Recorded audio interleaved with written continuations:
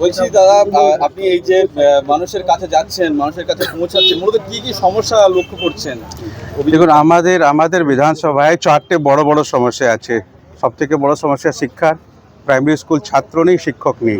তারপর আছে স্বাস্থ্য কেন্দ্র, এখানে একটাও সরকারি হাসপাতাল নেই যেখানে লোকেরা গিয়ে ভালো একটা সুবিধা পেতে পারে। ওর উপরে আছে পানীয় জল নেই।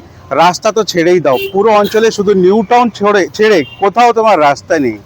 আজকে আমরা প্রচার শুরু করেছি এই কদমপুকুর থেকে, গ্রাম থেকে। এই কদমপুকুর একটু মানে 10 মিটার দূরে তুমি নিউ টাউন রোড দেখতে পাবে। এই রোডে এখানে কাছাকাছি এত ভালো চকচক সুন্দর রাস্তা, কিন্তু এখানে আর এরকম রাস্তা নেই, এখানে পানীয় জল ব্যবস্থা নেই। এই রকম অবস্থা কেন আছে? আমাদেরকে এই প্রশ্ন সবাই সামনে তুলতে হবে। আর এই সমস্যাগুলো এতদিন যারা শাসক দল হোক বা বিরোধী দল হোক বা যা হোক, কেউ কিছু কাজ করেনি।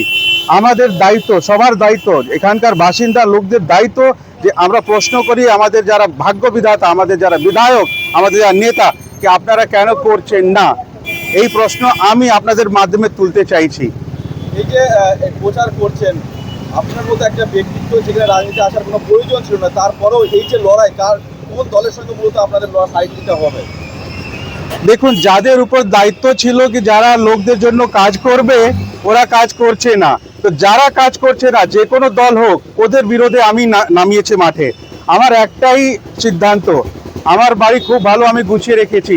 এই বিধানসভা আমার বাড়ি, এই রাজ্য আমার বাড়ি, তারপরে এই দেশ আমার বাড়ি। টুকটুক করে সব জিনিস গুছাবো, সেই কারণে মাঠে নেমেছি। আর যারা আমাদের বিরোধ করবে, আমার বিরোধ করবে, আমরা এই নির্বাচন পরে শিক্ষা সমৃদ্ধি পার্টি আমাদের রেজিস্ট্রেশন চলছে, আমরা পুরো পশ্চিমবঙ্গে নামছি মাঠে। আগামী নির্বাচনে এই যে পঞ্চায়েত ইলেকশন হবে, আমরা পার্টিগতভাবে প্রার্থী দিচ্ছি।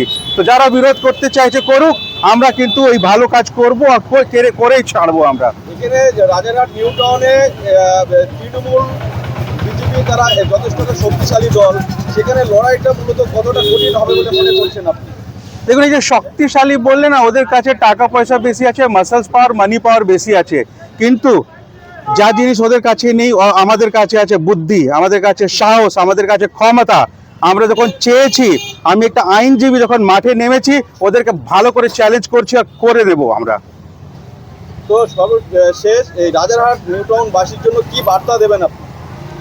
এতদিন আপনারা যাদের উপর ভরসা করেছেন, আপনি দেখে নিয়েছেন ওর ভরসা আপনি কি দাম পেয়েছেন।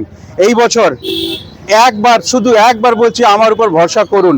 আপনাদের জায়গা খুব ভালো করে যদি উন্নয়ন না করতে পারি, আমি রাজনীতি ছেড়ে দেব।